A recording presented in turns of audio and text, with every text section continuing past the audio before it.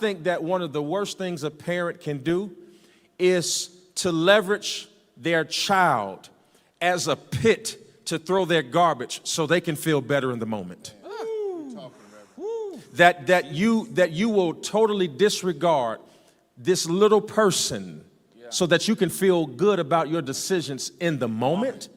You can't rip your child's future away so that you can have a fighting chance today. You're 60, you're 40, you're 50. If you haven't figured it out now, you can't do it on your 18-year-old. So communication to me, Matt, and I want to hear from you, has to be multifaceted. I don't talk to you. Let me just tell you, I talk to all of y'all different. I talk to y'all different. I remember, I can give personal examples, and every one of y'all up here.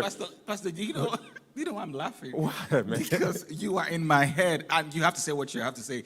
But I literally was about to say, you said multifaceted, and I was like, that means what Pastor is saying, and I wrote it down, is that in order to have effective communication, you have to be multilingual. Yes, sir. And speak different languages, because you cannot, and you basically just said it, and I was like, what does Jesus say? What does Jesus say to the saint? He says to the saint, you know what?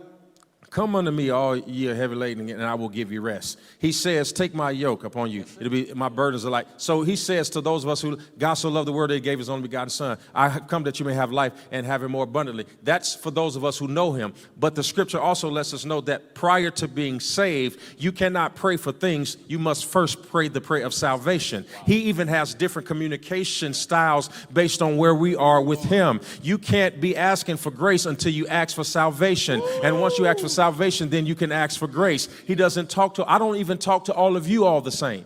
I remember one day Matt called me and Matt said, hey, Pop, this is what was on my mind, and this is what me and File were thinking, and what's your thought about it? And I said, me and him talk man to man, right? Face to face, eyeball to eyeball. We were on the phone, but we were like, you know what? Say what you got to say. Let me say what I have to say, because we got a devil we gotta kill, and we can't have any misunderstandings. But me and Hammond have never had a conversation like that. Hammond is the kind of guy that Hammond talks to you in passing. He ain't gonna call you. He'll wait until you're walking down the hallway and ain't nobody around. Hey, Rev, this was on my mind, and he'll do it that way. You, on the other hand, you will do both. You will call me on the phone if you think it's important, but if you feel like I'm busy, you won't call me because you don't want to take me away from it, but you'll walk me to my car and you'll carry my bag in order to say what you want to say. I know all of that about you all. I know everything about that.